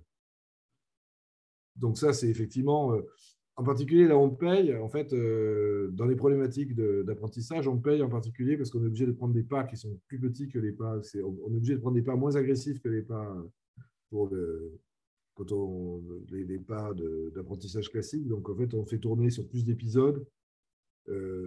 Voilà, donc, non, c'est pas. C'est no free lunch. C'est pas gratuit. Après, c'est parce qu'on travaille sur des très gros modèles aussi. Il faut faire attention. Hein, on travaille sur des très gros modèles. On travaille sur des modèles qui font. Le Net 5, ça doit être 10 puissance 5 paramètres quand même déjà. Donc, même ça, c'est relativement lourd quand même. Hein. Bon, c'est classique, mais c'est relativement lourd. Par contre, sur des petits modèles, non, ça va aller tourner très vite. Hein. Sur des petits modèles, ça va tourner vite. Hein. Sur des petits modèles, oui, ça va tourner vite. Merci beaucoup. Olivier, je pense que tu dois avoir des questions. Oui, merci beaucoup pour cet exposé très riche. Peut-être d'abord, il y a une première question dans le chat, il faut peut-être lui donner la priorité, concernant d'éventuels packages R qui seraient à recommander et qui permettraient d'employer un certain nombre de ces méthodes. Alors je n'utilise plus tellement R, moi j'ai un peu abandonné, mais oui, Federated Learning, il y a sûrement. Moi, je développe tout en Python maintenant, mais oui, il y a sûrement, en R, il y a sûrement des choses. Hein.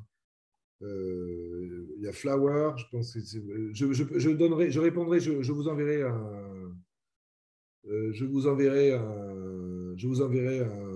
oui, des références. Oui, moi, on peut mettre à disposition des codes, hein, parce qu'il y a nos codes sont pas. Oui, en Python, on a des codes. Donc ça, il n'y a pas de. On peut vous donner des codes en Python. Donc ça, en Python, il y a des codes. Il y a beaucoup de choses. En Python, il y a beaucoup de choses, à la fois bayésien et non bayésien. En R, ça existe sûrement. Je pense qu'il faut voir si Flower, il y a une version R de Flower. Peut-être qu'il y a une version R de Flower. Je vais vérifier. Donc ça, je vous le donnerai. Je le mettrai plus tard pour avoir les codes Python. Oui, on peut les communiquer, les codes Python, il n'y a pas de souci. On a nos codes, en fait. Oui. Je vous donnerai des liens sur les codes. Ben, merci beaucoup. Il y a quand même beaucoup d'acteurs qui travaillent en Python, mais c'est vrai que R reste basique. Non, non, oui, oui, mais j'ai très longtemps utilisé R en fait. Hein. C'est juste quand je suis passé, effectivement, là, il y a 4 5 ans, quand je suis passé réellement sur tout ce qui est profond, en fait, effectivement, je me suis. La gestion de. Il y a des questions idiotes, mais la gestion de la mémoire de R est moins optimisée qu'en Python. Il y a pas on n'a pas PyTorch, on n'a pas bon, il y a des choses pas mal, mais je veux dire, c'est un tout petit peu moins pratique quand on travaille sur des réseaux. Donc, c'est pour ça qu'on est passé plutôt. Moi, je suis passé en Python oui, en 2017. Enfin, j'ai fait beaucoup de R avant, mais j'ai fait MATLAB avant. Vous voyez, je suis très vieux, donc j'ai fait MATLAB, puis ensuite, j'ai fait R, et puis après, j'ai fait Python. Alors, je me suis mis à Python. Récemment, je suis plutôt sur Python. Mais en R, c'est vite. Oui, en Federated, il doit y avoir des choses. Hein. Il n'y a pas des méthodes classiques. Alors, en Python, il y a beaucoup, beaucoup de choses. Il y a beaucoup de ressources en Python. En bayésien, moins, mais nous, on a des codes en bayésien. En fait, ça s'adapte assez bien, en fait, hein, quand on regarde enfin, quand on regarde effectivement les méthodes, les méthodes de Langevin sont assez proches, en fait, des méthodes. Alors, si ce n'est qu'il y a des choses qui sont plus importantes quand on fait des approches bayésiennes, il y a des choses qui sont euh, pas forcément très importantes quand on fait de l'optimisation. Typiquement, les variables de contrôle, c'est pas très populaire. Par contre, si on n'en fait pas en bayésien, c'est une catastrophe. Donc, les variables de contrôle, c'est typiquement la réduction de variance des gradients. C'est quelque chose qui est très rarement implémenté quand on fait de l'apprentissage classique, entre guillemets, c'est-à-dire quand on minimise des fonctions, on fait du gradient sto, on ne fait pas de réduction de variance. Par contre, si on ne fait pas du tout en bayésien, là, effectivement, on s'expose. En fait, on biaise beaucoup en fait, les lois a posteriori. Donc, il faut vraiment faire attention avec ça. Mais voilà, donc non, non, les codes, je peux vous donner des liens sur nos codes, en fait, il n'y a pas de souci. Et il en existe, en fait, aussi, il y a des frameworks bayésiens fédérés qui existent. Alors, moi, je voudrais poser une question sur un tout autre sujet qui est en fait le prior. Puisque la question du prior, bon, forcément, elle est clé. Et surtout, la difficulté, enfin, là, on est en grande dimension. Comment on conçoit un prior là-dessus, sur cet ensemble très vaste de paramètres, en particulier bon, quand on traite de l'image ou quand on traite du texte? Oui, alors texte, j'ai pas fait. En image, en fait, alors, ce que moi j'ai fait, en fait, alors, déjà, il faut savoir sur quelle couche alors, le truc le plus classique, c'est de ne pas mettre du bayésien partout, en fait. Hein. Mmh. Donc, en fait, en général, on met. Donc, moi, on avait travaillé avec Google il y a 2018-2019, là, et en fait, on faisait last layer, c'est-à-dire qu'en fait, on met uniquement des poids sur les couches de sortie. En fait, on met pas de poids on met pas de loi sur ce qu'on appelle les features. Quoi. On considère que les couches profondes, en fait, on les laisse tranquilles et on leur met pas de certitude. Bon, après, ça c'est discuté. Hein. Après, on peut faire plein de choses. Hein. Je veux dire, on peut faire la distillation. Bon, moi, j'utilise en général, tout ce que je montre en général, c'est toujours avec des priors gaussiens isotropes. Hein. Donc, ils ressemblent un peu à faire du weight decay quand on fait Mais effectivement, ce n'est pas forcément une bonne idée. Hein. Donc, les gens font des méthodes, essayer de corréler à l'intérieur d'une couche avec des matrices de rang faible, essayer de prendre des variances différentes, mettre des priors uniquement sur certaines couches. Il y a toute une littérature dessus, hein, quand même. Il y a toute une littérature dessus. Il y a eu l'année dernière, il y a eu un workshop là, il y a eu une compétition, on a bien figuré d'ailleurs, mais on a une compétition à Neurive sur l'incertitude, donc c'est pas mal décrit. Il y a beaucoup de gens. En fait, il y a tout le groupe en fait qui travaille sur Stan en fait est actuellement très très actif sur les bayésiens, sur les BNL en fait, ils sont très très actifs. Tout le groupe qui a travaillé sur Stan, sur HMC, donc Gordon, Bob Carpenter. Ils sont chez Google et en fait, ils réfléchissent beaucoup à ça. Donc, Ismailov, des gens de NYU. Donc, il y a beaucoup, beaucoup de choses. Et bon, ils ont pas mal réfléchi effectivement sur la structure de prior. Oui, il faut faire très attention. Les priors sont informatifs. En fait, il faut faire très, très attention à ça. Ils sont informatifs parce qu'en fait, les nombres de paramètres sont énormes même par rapport au nombre d'observations. Donc, effectivement, c'est pas anodin, quoi. Moi, je travaille beaucoup sur les dernières couches, en fait. Ça suffit souvent de travailler sur les dernières couches, en fait. Les deux dernières couches, sur les couches complètement connectées, quoi, les couches de sortie. D'accord. Alors, j'avais une autre question, alors cette fois-ci plus technique. Enfin, plus technique. Il y a un certain nombre d'hypothèses clés pour faire fonctionner les théorèmes, enfin, qu'on trouve classiquement dans les résultats statistiques, avec de la concavité, des propriétés Ouais. sur différentes fonctions. Est-ce que le contexte grande dimension change un peu la donne? C'est-à-dire, est-ce qu'on est sûr que ces propriétés-là sont vérifiées sur des objets aussi complexes? Non, alors, ouais, enfin, la question c'est oui, on est obligé de faire ça parce qu'on ne sait pas faire autrement. Enfin, en gros, si on veut des résultats un peu quantitatifs, on ne sait pas faire autrement. Vraisemblablement, non, ça ne va pas être vérifié. Et en plus, il y a quelque chose en fait, qui est un peu plus extraordinaire, mais qui est lié au réseau. C'est qu'en fait, on est dans un mode qui est un mode d'interpolation. C'est-à-dire qu'en fait, les réseaux font très. Quand on est en apprentissage, là, je pense qu'il y a tout un tas de champs incroyables à regarder. C'est qu'en fait, on n'est pas du tout dans les conditions classiques du bayésien, quoi. Donc, puisque les réseaux interpolent en fait les données. En fait, on fait zéro erreur. Aujourd'hui, un réseau, quand on regarde ce qu'on apprend, c'est exactement l'inverse de ce qu'on apprenait autrefois, où il fallait la parcimonie avant tout. Là, le réseau, il interpole les points d'apprentissage, exactement. Donc, quand on fait du bayésien là-dessus, oui, faut commencer je pense qu'il y a tout un tas de problèmes de double descent et tout ça, c'est des trucs très, très mal compris. Enfin, moi, là, j'ai pas de. Je pense qu'il y a vraiment un vrai sujet là-dessus. J'ai pas eu le temps de. Enfin, bon, c'est des sujets qu'il faudrait attaquer. Il faudrait faire une thèse ou deux thèses pour comprendre exactement ce qui se passe vraiment. Mais oui, c'est très, très particulier. Les réseaux sont très, très particuliers parce il y a des phénomènes qui sont liés à la très grande dimension et au fait qu'on n'est pas du tout disons, dans le cadre bayésien traditionnel. On n'est pas du tout dans le cadre. Ça se voit d'ailleurs. Hein. C'est-à-dire que, par exemple, les lois posteriori ne se concentrent pas. Hmm. Les lois posteriori, quand on regarde ce qui se passe, c'est que leur moyenne se déplace, mais on ne concentre pas les variances. Les variances ne se concentrent pas. Les variances n'arrivent pas à se concentrer parce qu'il n'y a pas assez d'observations par rapport au nombre de points. Donc après, on est obligé de faire des bricolages d'ailleurs, hein, parce que il y a tout un tas de salades, ce qu'on appelle col postérieur. Enfin bon, il y a des. En fait, en général, les lois a posteriori des paramètres, elles sont trop dispersées en fait. Donc on met des phénomènes, on met des températures. Enfin bon, après il y a des sauces. Hein, je n'ai pas tout expliqué. Hein. Voilà, il y a un petit peu de, on arrange un petit peu l'affaire derrière. Hein. Donc voilà, il y a un petit peu, il y a la théorie et puis il y a la pratique. Quoi. Voilà, donc, il y a un petit peu On refroidit un peu le postérieur. On fait ce qu'on appelle col postérieur. Col postérieur, c'est-à-dire on calme un petit peu le terme de. On calme un petit peu les termes pour diminuer les variances, parce que les variances sont trop grosses, en fait, en général. On n'arrive pas à concentrer les variances. On n'arrive pas à avoir des postérieurs qui se piquent, en fait. Donc, en fait, on a des lois qui sont trop dispersées, en fait. Les lois postérieures sont trop dispersées.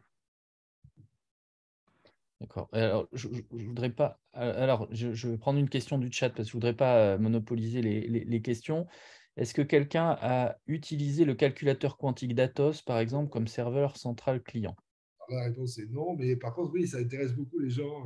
Le quantique, je n'en fais pas du tout, hein, mais je connais plein de gens qui s'intéressent à faire du MCMC avec des calculateurs quantiques, là, parce qu'il y a l'avantage sur Monte Carlo, on s'est montré l'avantage quantique. Là. J'ai pas de précision. J'ai écouté ça d'une oreille distraite, mais oui, comme c'est très approprié en fait, les méthodes, le calcul quantique est très approprié pour faire du Monte Carlo. Donc oui, il y a un avantage quantique à le faire, mais bon, ça n'a jamais été regardé. Hein. Donc, je pense. Je n'ai jamais réussi à détecter dans le quantique. Alors, j'ai une question. Je ne sais pas si le quantique, c'est du domaine de l'effet d'annonce. J'ai tout entendu, quoi. Donc, j'ai entendu des gens extrêmement brillants dire que on était très loin, d'autres dire, ben non, pas du tout. Donc, j'ai entendu deux prix Nobel français dire des choses différentes, en fait. Il y a notre prix Nobel récent est très enthousiaste. Il a une start-up d'ailleurs là-dessus. Il travaille beaucoup avec Pasquale, c'est ça. Et donc Alain Aspect est très, très, très, très confiant. Et par contre, je n'ai pas lu son nom, là. Tiens, de notre prix Nobel français, je n'ai pas lu son nom, je vais le retrouver tout de suite. J'avais vu lui dire des choses en disant que ça faisait des faits d'annonce. Donc voilà, je n'ai pas d'avis, je n'ai jamais bossé sur le sujet, mais attends, je vais retrouver ça tout de suite, non de ce prix Nobel, mais Aspect, oui, Aspect est très très positif là-dessus. Aspect est très, Donc, j'ai entendu, comment il s'appelait? Toc, toc, toc, toc. C'est un Français aussi. J'ai entendu parler récemment.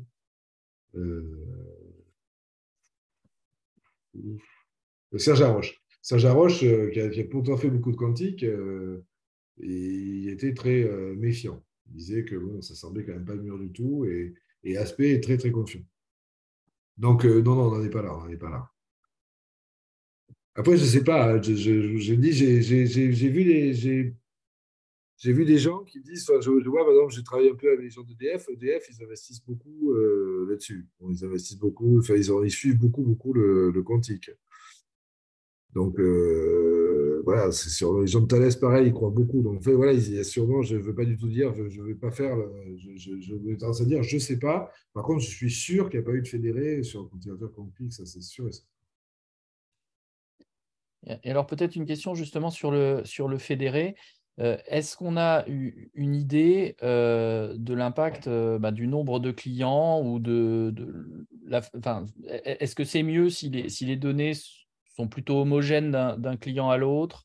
Ah oui, alors ça, oui, oui. Ça, il faut pas. La grosse difficulté du fédéré, c'est alors l'impact du nombre de clients, ça pose plein de problèmes. En fait, il peut y avoir.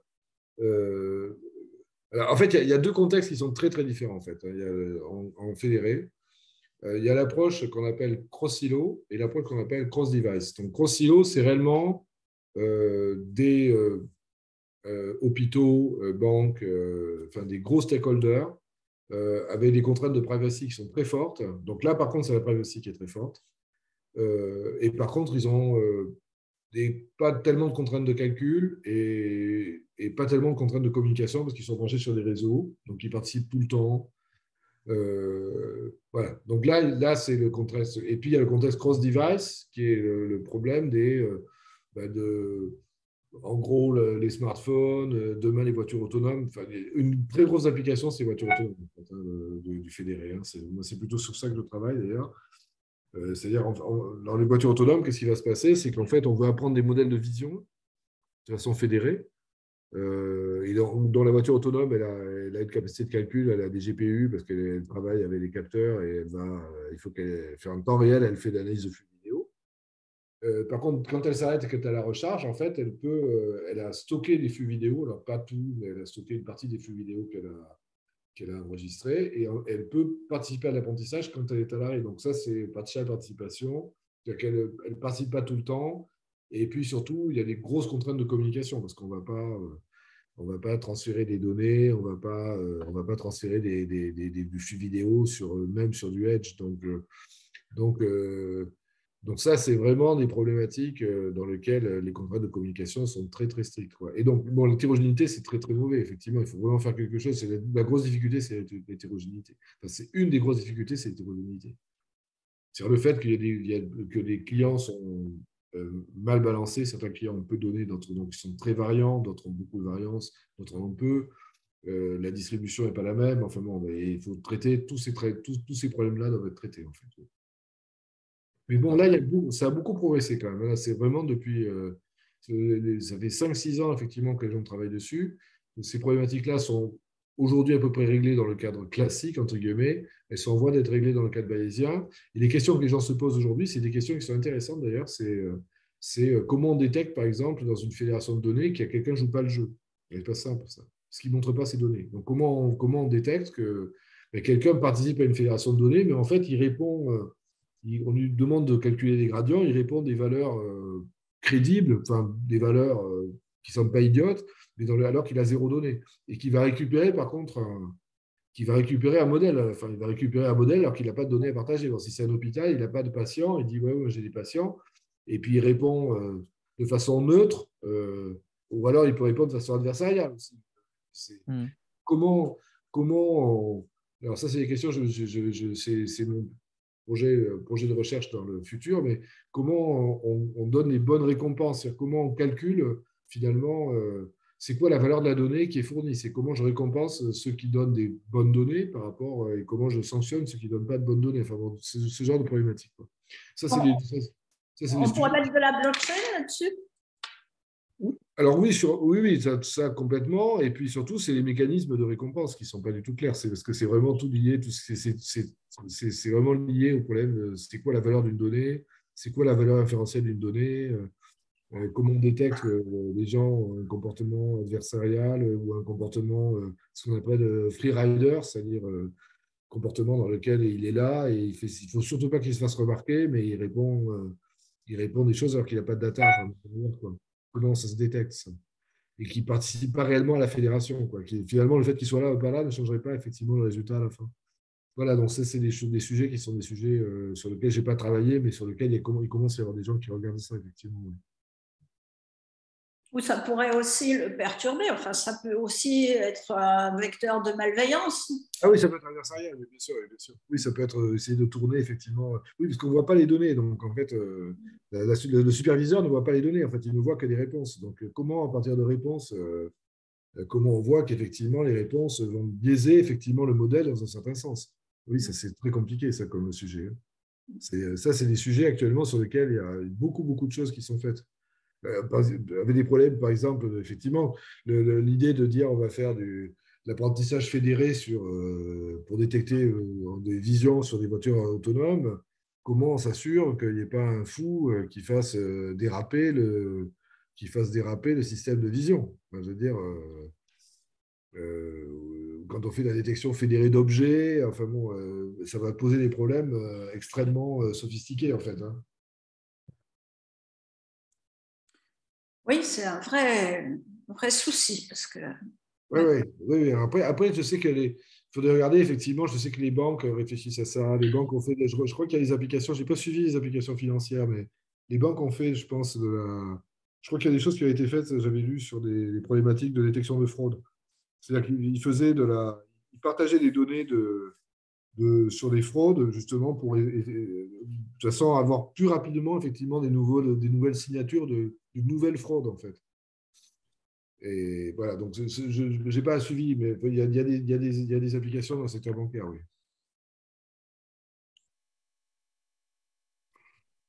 Très bien. Merci beaucoup. Je ne sais pas s'il y a d'autres questions dans le chat. Bah, je partagerai mes slides et puis je vais je vais faire sur le fédéré en R là, et en Python. Et je donnerai accès à nos codes, là, il n'y a pas de souci.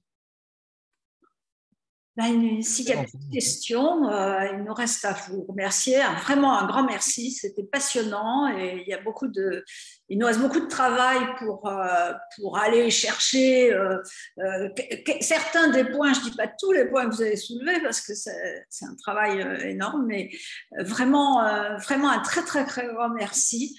N'est-ce pas, Olivier? Tu te joins à moi? Oui, oui, tout à fait. Enfin, je pense que c'est très, très intéressant de voir toutes les perspectives qui sont offertes et d'avoir un peu plus de recul sur ces méthodes. Donc, je pense que c'est très précieux pour ce groupe de travail. Merci beaucoup. Merci. Merci. Bonne soirée. Merci. Au revoir. Bonne soirée. Au revoir. Au revoir.